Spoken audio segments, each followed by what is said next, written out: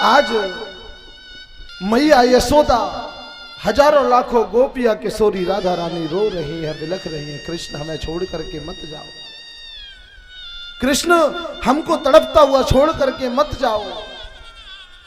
आज जब गोपी कृष्ण के रथ के आगे लेट गई तो कृष्ण रथ से नीचे उतर करके आए, हाथ जोड़ करके प्रार्थना की, अरे गोपियों, अरे देवियों, मैं देवताओं के समान लंबी उम्र पाकर भी तुम्हारे ऋण से ऋण नहीं हो सकता। देवियों, मुझे जाने की अनुमति प्रदान करें। आज जैसे हाथ जोड़े हैं, किशोरी राधा रानी गोपियां सब की सब दूर हट गई और रास्ता को छोड़ दिया। कृष्ण, अगर तुमको हमसे दूर रहने में प्रसन्नता है तो उस प्रसन्नता में हम कभी बाधा नहीं बनेंगी। और सुखदेव जी कहते, परीक्षित, आज जैसे कृष्ण उस रथ में बैठ करके जाने लगे, मैया यशोदा को पता लगी, मैया यशोदा दौड़ती गिरती पटक खाती आ रही है, अरे कोई मेरे लाला को रोको, मेरे कृष्ण को रोको, मेरे गोविंद को रोको। आज मेरे कन्हैया ने देखा मैया रोती हुई दौड़ रही है, मेरे गोविंद रथ से नीचे कूद गए, जाकर के मैया को हृदय से लगा लिया। अली मैया तू क्यों रोवे? आज मैया को प्रेम आश्रुओं से भिगा दिया। मैया यशोदा कहती है, लाला मोकू तो आज पता लगी है कि तू मेरो लाला ना है, कन्हैया तू मेरो कृष्ण ना है, याली तू मोकू छोड़ के जा रहा हो, आज ये बात मोकू पता लगी है। अगर लाला तू मेरा हो तो मोकू ऐसे छोड़ के नहीं जाता। कन्हैया जब तुम मोकू छोड़ के चलो जाएगो और जब भी मेरे बारे में सोचेगो तो कहेगो कि मैया यशोदा कितनी निष्ठुरी, मैंने एक माखन की मटकी फोड़ दी और मैया ने मोकू उखल से बांध दियो। कन्हैया तू हमेशा सोचेगो तो एक ही बात बोलेगो, मेरी मैया यशोदा कितनी निष्ठुरी है। लाला आज कृष्ण हिचकियों से रो गई, मैया मैं दुनिया की हर चीज को भुला सकता हूं लेकिन मैया यशोदा की उस उखल बंधन को नहीं भुला सकता।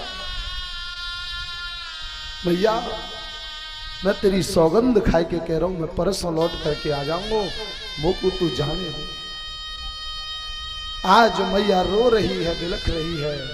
कृष्ण बलराम दोनों भैया रथ में सवार होकर के जाने लगे और सुखदेव जी कहते हैं, परीक्षित जब तक रथ की ध्वजा चमकती रही तब तक मैया यशोदा किशोरी राधा रानी वो गोपियां देखती रही कि शायद हमारे कृष्ण को, हमारे कन्हैया को, हमारे बलराम को अपनी मैया यशोदा की याद आ जाए, हजारों लाखों गोपियों की याद आ जाए, शायद किशोरी राधा रानी की याद आ जाए, कारी भूरी गैया की याद आ जाए।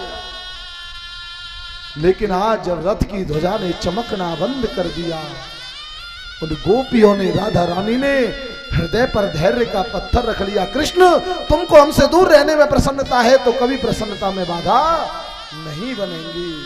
और आज जब अक्रूर जी ने उस व्रज के करुण क्रंदन को देखा, उनका हृदय फटने लगा। बोले कृष्ण ने मैया से कहा जरूर है परसों आ जाऊंगा, लेकिन कृष्ण तो कल ही मर जाएगा, कृष्ण अब कभी लौट कर आने वाला नहीं है। कृष्ण बलराम को तो वो दुष्ट कंस मार देगा। आज जब कृष्ण बलराम दोनों भैया अक्रूर जी के रथ में जाने लगे और जैसे यमुना जी के किनारे पहुंचे हैं, कन्हैया ने कही, काका जी हम जैसे गैया चरा के आए वैसे ही हम आपके साथ आ गए, हमने कल से स्नान भी ना करो, हमारी इच्छा है कि हम यमुना जी में स्नान कर ले। अक्रूर जी कहने लगे, हाँ कृष्ण करो। सुखदेव जी कहते हैं, परीक्षित आज जैसे ही कृष्ण बलराम दोनों भैया स्नान करने लगे तो अक्रूर जी रथ में बैठे हैं और बैठे बैठे क्या देख रहे हैं कि कभी कृष्ण महाराज घाट पर हैं, कभी जल के अंदर हैं, कभी शेषनाग के ऊपर है तो कभी पीछे रथ में बैठे दिखाई दे रहे हैं। और आज अक्रूर जी का मन जो विदीर्ण हो रहा था, हृदय विदीर्ण हो रहा था, उसमें ज्ञान जागृत हो गया। बोले उस दुष्ट कंस की कोई हिम्मत नहीं कि कृष्ण का बाल वाका भी कर सके। कृष्ण साधारण बालक नहीं, साक्षात नारायण है। और आज अक्रूर जी कृष्ण बलराम को स्नान करा करके वहां ले गए जहां पर नंद बाबा रात में ही कृष्ण के सखाओं के साथ आ गए हैं। ले जा करके कृष्ण बलराम को वहां छोड़ा और अक्रूर जी कहने लगे, कन्हैया भैया देख, सामने जो नगरी दिख रही है वही मथुरा नगरी है, और बामे जो सफेद रंग की अट्टालिका है वो मेरी अपनी है। मेरी इच्छा है कि आप मेरे घर पे चलो। कन्हैया ने कह दिया, काका जी अभी मैं बिजी हूं, अभी मैं व्यस्त हूं, लेकिन जब भी मुझे समय मिलेगा आपके घर आने का प्रयास करूंगा। इतना कहकर के विदा कर दिया। अब तो कृष्ण के सखाओं ने जब देखा कि मथुरा नगरी बड़ी सुंदर सज रही है, सखा कहने लगे, कन्हैया भैया तेरे मामा ने तेरी ननिहाल को कितना सुंदर सजवाया हुआ है। जब ये नगरी यहीं तो इतनी सुंदर सज रही है तो तेरे मामा को घर कितना सुंदर सज रहा हो। कृष्ण सोचते हैं इनको क्या पता है कि मामा ने हमको किस लिए बुलाया है। भैया हमारी इच्छा है कि हम एक बार मामा के घर जावे ते पहले जा पूरे नगरी को भ्रमण करें, मथुरा नगरी में घूमें। कन्हैया ने बाबा ते कही, बाबा हमारे सखा और हम मथुरा नगरी में घूमना चाहते। बाबा बोले, नहीं बिल्कुल नहीं, तू अगर मथुरा में गयो और तेने काउते सारो कह दी तो झगड़ो है जाएगा। चौकी मथुरा की प्रसिद्ध गारी है सारो महाराज, बिना आपस में भी बिना जा सारे की गाली के बात ना करे। लेकिन बाबा हमें तो घूमनो है। नंद बाबा ने बलराम से कही, बलराम देख तू बड़ो है, तू इन सबको ले जा और ये काऊ से झगड़ो न करें, घुमाए के लिए। ठीक है। सुखदेव जी कहते, परीक्षित आज कृष्ण बलराम और उनके सखा मथुरा नगरी में प्रवेश कर रहे हैं। बड़ा सुंदर दृश्य है। और जैसे मथुरा नगरी में प्रवेश करने लगे तो उस मथुरा नगरी की जो बूढ़ी बूढ़ी माताएं हैं जो छत पर बैठी हैं वो पुष्प बरसा रही हैं। पुष्प सुमन, सुमन का मतलब सुंदर मन बरसा रही हैं। और गोविंद को तो सुंदर मन ही चाहिए। वो अट्टालिकाओं से क्यों पुष्प बरसा रही हैं? क्योंकि कंस ने सबको निर्देश दे दिया है कोई भी कृष्ण बलराम का स्वागत सम्मान नहीं करेगा। जो बूढ़ी बूढ़ी मैया जिनके मन में अभिलाषा है कृष्ण के दर्शन की, वो बैठी हैं। अरे बजमारे, तू रास्ता में जाके हमें सम्मान नहीं करने देगो तो मत करन दे, लेकिन छत पे ते फूल बरसाने ते थोड़े ही रुक लेगो। आज वो माता अपने अपनी छतों से कृष्ण बलराम के ऊपर पुष्प बरसा रही हैं। कह रही हैं जो सामरे सलोने हैं वही कृष्ण है और जो गौर वर्ण के हैं वही बलराम है। आज जैसे ही जाने लगे उनके ऊपर पुष्प बरसने लगे। कृष्ण के सखा बोले, लाला देखियो मथुरा नगरी में जा ननिहाल में घुसते ही अंदर आते ही हमारा कितना सम्मान है रो है, फूल बरसाए जा रहे हैं तो मामा के यहाँ कितना सम्मान होगा। कन्हैया बोले, मामा के घर तो घी बूरे की थारी ते पूजा होगी। भैया देख मामा के यहाँ इतना सम्मान है रो है और तू हमें उन्हीं वस्त्रन में बुला लाओ जिन वस्त्रन में हम गैया चरा के आए। भैया हमारे वस्त्रन की व्यवस्था कर। ठीक है। आज कन्हैया उन सबरे सखाओं को लेकर धोबी घाट पर गए जहां पर कंस महाराज का धोबी रहता था। जाकर के कहा, मामा जी राम राम। उस धोबी ने कोई जवाब नहीं दिया। फिर कहते, मामा जी राम राम, हम कंस महाराज के भांजे, हमारा नाम कृष्ण है, हम मेला देखने के ताई आए हैं। हमारे सखान के पास वस्त्र ना है, आप हमारे सखान को वस्त्र दे दो, हम मेला देख करके आएंगे तो आपके वस्त्र वापस कर देंगे। आज जैसे ये बात कंस महाराज के धोबी ने सुनी, कहने लगा, ग्वारिया गमारिया ब्रजवासियों, पढ़े नहीं लिखे नहीं गमार धूर्त, बेजर की रोटी गुड़ के संग खाई, पोखर को पानी पियो और कंस महाराज के वस्त्रों को पहनने की अभिलाषा करते भाग जाओ यहाँ से। वैसे ही घंटे 2 घंटे के मेहमानों आज ऐसी अभद्र भाषा में बोल गया तो जो सबसे छोटा सखा जो कृष्ण की उंगली पकड़ करके चल रहा था वो कहने लगा, कन्हैया भैया हम इनते मामा जी कह रहे हैं और ये हमते कैसे बोल रहे। कन्हैया भैया होगी सो देखी जावेगी, तू अपने पूतना भारे हाथ दिखा दे, बाद में मैं देख लूंगा। कन्हैया कहने लगे, तुम्हारा प्रेम ही काफी है। कन्हैया कहते, मामा जी हम कंस महाराज के भांजे हैं, हमें वस्त्र दे दो। आज वो धोबी क्रोध से भर गया और डंडा लेकर के मारने के लिए दौड़ा। मेरे प्रभु ने एक हाथ उसके मुखमंडल पर ऐसा मारा कि उसका जो सर था वो धड़ से अलग कर दिया। बोले बाल कृष्ण भगवान की जय हो। अब तो जितने भी धोबी थे घाट पर सब भाग गए। भैया अघासुर मार व्यवहारो, बकासुर मार व्यवहारो, धेनुकासुर मार व्यवहारो आएगो, पूतना मारने वालों आए गयो। आज कृष्ण ने समस्त सखाओं से कहा कि जिसको जैसे वस्त्र चाहिए वो ले लो। आज वस्त्रों ने जो चमकीले चमकीले महाराज उन सखाओं ने वस्त्र देखे हैं, क्या उन्होंने वो वस्त्र ले लिए, उनको पहन लिया और पहनकर जाने लगे तो समस्या आ गई। सखा हैं 4 हाथ के और वस्त्र हैं 12 हाथ लंबे। महाराज रास्ता बिना झाड़ू के साफ हो गए। मधुमंगल बोलो लाला, बोले हाँ भैया ये कपड़ा तो मगेनू जैसे लग रहे हैं, क्या करूं? बोले भैया ने हमारे अनुरूप करा। आज कन्हैया एक दर्जी के पास गए जो भगवान कृष्ण का भक्त था, और उसने जैसे ही कृष्ण को देखा है प्रणाम किया। भगवान ने कहा कि हमारे सखाओं के वस्त्र उनके अनुकूल कर दो। आज दर्जी ने वस्त्रों को अनुकूल किया और भगवान उसको आशीर्वाद दे करके चलने लगे। अब भैया काहू के वस्त्र बढ़िया है तो कमी काय चीज की रह गई? जब काहू ने कपड़ा बढ़िया पहन ले तो कमी काय चीज की रहेगी? कमी रहेगी गले में माला की। आज भगवान सुदामा नाम के माली के यहां गए, उससे माला पहनवाई और उसको भक्ति का वरदान दिया। अब कपड़ा भी बढ़िया, गले में माला भी आ गई, तो अब कमी काय की रह गई? अब कमी रह गई चंदन की। जब तक ब्रजवासी के मस्तक पर चंदन नहीं तो वो ब्रजवासी नहीं है। शिव पुराण में लेख है कि स्नानम दानम तपोहोमो पितृ देवता पितृकर्म च तत्फलम निष्फलम याति ललाटे तिलकम बिना। बोले स्नान दान तप होम देवता पितरों की पूजा, उसका जब तक फल नहीं तब तक माथे पर चंदन नहीं।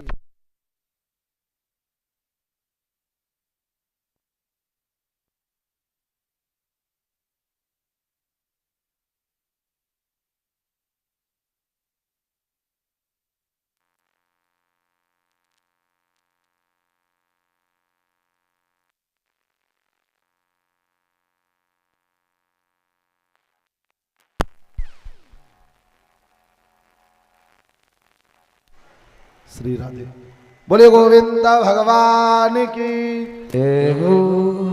तो आज भगवान ने देखा कि एक विचित्र प्रकार की नारी जिसका टेढ़ा मेढ़ा शरीर कुंवड़ निकला हुआ है, चेहरा ढका हुआ है, उसके हाथ में एक कटोरा है जिसमें घिसा हुआ चंदन है, वो वहां से निकलने लगी। और भगवान ने जैसे उसको देखा, भगवान ने उसको पास बुलाया और पास बुलाकर के कहने लगी, अरे सुंदरी तुम्हारा परिचय क्या है? और आज जैसे ही भगवान ने उससे सुंदरी कहा है, उसका रोम रोम प्रसन्न हो गया।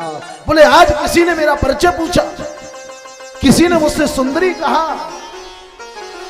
ये संसार के जो लोग हैं ये मुझसे बात करना पसंद नहीं करते, मेरे पास बैठना भी पसंद नहीं करते, क्योंकि मैं काली हूं, मेरा कुंवड़ निकला हुआ है। किसी ने मेरा परिचय नहीं पूछा और आज मेरा परिचय पूछा, आज उसका रोम रोम प्रसन्न हो गया। महाराज आपने मेरा परिचय पूछा है तो मैं आपको बताती हूं कि दास्यास्महं सुंदर कंस संमिता तिवक्र नामा ह्यनुलेप कर्मणि। महाराज आज तक मुझसे किसी ने मेरा परिचय नहीं पूछा, लेकिन आज आपने पूछा है तो मैं बताती हूं, मैं कंस महाराज की दासी, मेरा नाम सैरंधी है। लेकिन मेरे कुंवड़ निकला हुआ, लोग मुझसे इसलिए कब्जा कहते हैं, सब मुझसे कब्जा कहते हैं, कोई भी मेरा नाम नहीं लेता महाराज। और आज आपने मुझसे परिचय पूछा है, मुझे बड़ा आनंद मिला है महाराज। मैं कंस महाराज की दासी, और मेरे हाथ का घिसा हुआ जो चंदन है वो कंस महाराज को बड़ा प्रिय लगता है। लेकिन आज मेरा मन ऐसा है कि आपको चंदन लगा दूं। भगवान कहने लगे हमें भी लगाओ, हमारे सखाओं को भी लगाओ। और आज भगवान ने सभी के चंदन लगवाया और भगवान सोचने लगे ये काली है तो क्या हुआ, ये कुरूपणी है तो क्या हुआ, उसको भी जीने का अधिकार मिलना चाहिए। भगवान ने आज उसको अपने पास बुलाया, उसके पैर के ऊपर अपना पैर रखा, उसकी ठोड़ी को पकड़ा, जरा सा झटका दिया, उसको परम सुंदरी बना दिया। और तुलसीदास बाबा ने तो रामचरितमानस में कहा भी है कि जा पे कृपा राम की होई, तापे कृपा करे सब कोई। जा पर कृपा राम की होई, ता पर कृपा करे सब कोई। श्री राम जय राम जय जय राम, श्री राम जय राम जय जय राम। आज उसको परम सुंदरी बना दिया। और मेरे प्रभु आज वहां पहुंच गए जहां पर कंस ने धनुष यज्ञ का मेला रखा है। धनुष को प्रणाम किया और सुखदेव जी कहते हैं, परीक्षित जितनी देर में पलक गिरते हैं उतनी देर में उस धनुष को उठा करके उसके 3 टुकड़े कर दिए। कुबिलियापीड़ नाम के हाथी को मार दिया। कंस के पास समाचार फैल गया, महाराज ये आपने क्या किया, क्या किया? बोले आपने कृष्ण बलराम को बुलाया? बोले हाँ, मारने के लिए। बोले महाराज गजब हो गया। क्या? बोले आपके धोबी को मार करके सुंदर वस्त्र पहन लिए, आपके दर्जी से कपड़े बराबर के करा लिए, आपके माली से माला पहन ली, और तो और महाराज आपकी जो दासी थी सैरंधी, उससे चंदन लगवा करके उसको परम सुंदरी बना दिया। और महाराज कुबिलियापीड़ नाम के हाथी को मार दिया। और सबसे दुखद समाचार ये है कि जो धनुष भोले बाबा ने दिया था और ये कहा था इसको नारायण के अलावा कोई नहीं तोड़ेगा, जो इसको तोड़ेगा वो तुमको जिंदा नहीं छोड़ेगा, उस धनुष को भी तोड़ दिया। सुखदेव जी कहते हैं, परीक्षित अब तो रात भर नींद नहीं आती, बुरे बुरे स्वप्न देखता है, अपने आप को गधे पर बैठा हुआ देखता है। सैनिक कहने लगे, महाराज क्यों घबराते हो, क्यों चिंता करते हो? हमने विशाल रंग भूमि बनाई है और अभी आपके सामने कृष्ण बलराम दोनों को मार डालेंगे। और आज महाराज उसी रंग भूमि में कई सीढ़ियों के ऊपर सिंहासन बना जिस पर कंस बैठा हुआ है। और आज उस रंग भूमि में कृष्ण बलराम प्रवेश कर रहे हैं। एक तरफ महाराज बड़े बड़े पहलवान बैठे हैं, एक तरफ राजकुमारी बैठी हैं, एक तरफ बूढ़ी माताएं बैठी हैं, एक तरफ संत महात्मा बैठे हैं और एक तरफ राजकुमार बैठे हैं। और आज जैसे ही भगवान प्रवेश कर रहे हैं तो महाराज जो बूढ़ी मैया हैं उनको भगवान बेटा के रूप में दिख रहे हैं, जो राजकुमार हैं उनको मित्र के रूप में दिख रहे हैं, जो राजकुमारी हैं उनको कामदेव के रूप में दिख रहे हैं, बड़े बड़े पहलवानों को प्रभु पहाड़ के रूप में दिखाई दे रहे हैं, महात्माओं को परब्रह्म के रूप में दिख रहे हैं और कंस को अपने काल के रूप में दिखाई दे रहे हैं। और रामचरितमानस में तुलसीदास ने कहा है,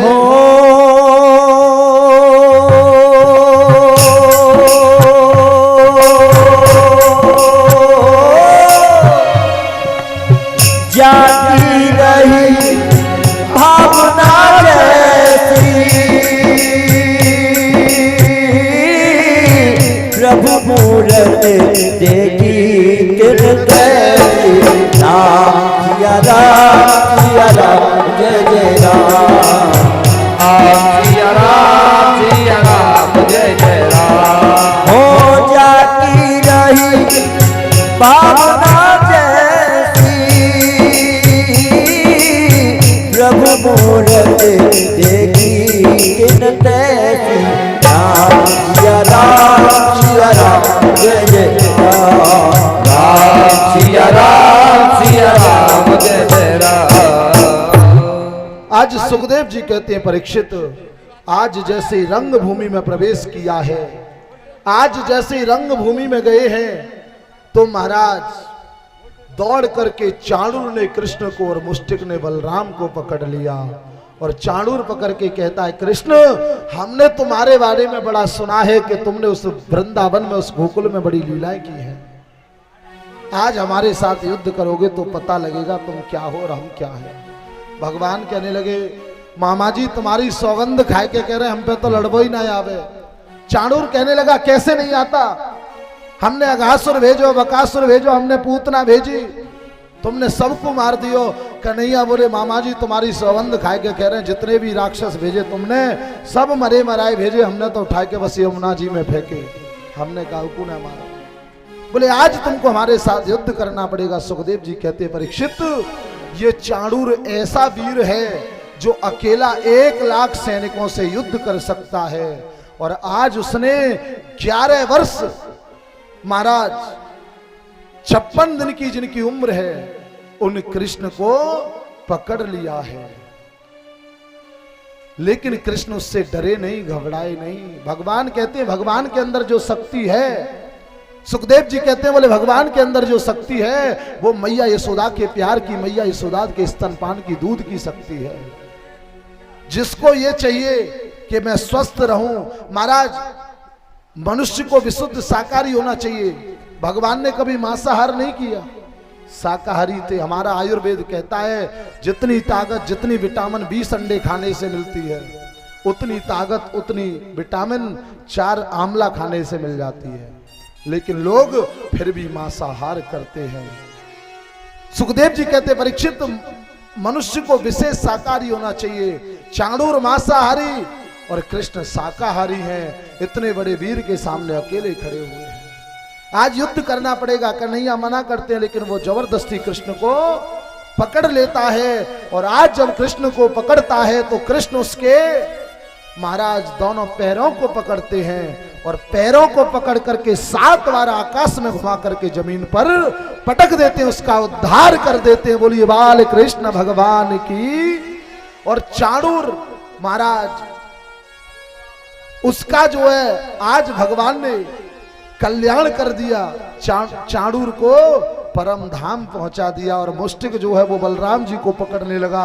बलराम जी ने उसके सिर में एक ऐसा मुष्टिक प्रहार किया, उसका सिर फट गया, रक्त निकलता रहा, वो गिर गया और उसका उद्धार बलराम जी ने कर दिया। बोलिए दाऊ जी महाराज की जय हो। किसी को उठा के फेंकते हैं, किसी को ऊपर से नीचे गिरा देते हैं। एक को मारने लगे, हाथ जोड़ लिए, महाराज मैं तो आपका भक्त हूँ, पैसे के लिए भोजन के लिए कंस की नौकरी करता हूं, मुझे छोड़ दो। भगवान ने उसको छोड़ दिया और भगवान ने एक छलांग लगाई और सीधे वहां पहुंच गए जहां कंस का सिंहासन लगा हुआ है। और कंस ने जैसे ही कृष्ण को देखा चिल्लाने लगा, अरे चाणूर, अरे मुष्टिक कृष्ण आ गया, इसको पकड़ो। कन्हैया कहने लगे मामा जी ये चाणूर और मुष्टिक तो वहां पहुंच गए जहां तुम्हारा पहुंचना बाकी है, वो तो पहुंच गए जहां जाना था। इतना कहकर के प्रभु ने एक झटका दिया और झटका देकर कंस के केस पकड़ लिए। केसों को पकड़ करके जैसे ही खींचा, कंस कहने लगा कन्हैया ये क्या करते हो, मुझे दुख होता है, मेरे दर्द होता है, मुझे कष्ट होता है। आज कन्हैया कहते मामा जी आज आपको दुख हो रहा है, आज कष्ट हो रहा है, उस दिन दुख नहीं हुआ जब आपने मेरी मैया देवकी के बाल पकड़े और रस से नीचे खींच लिया।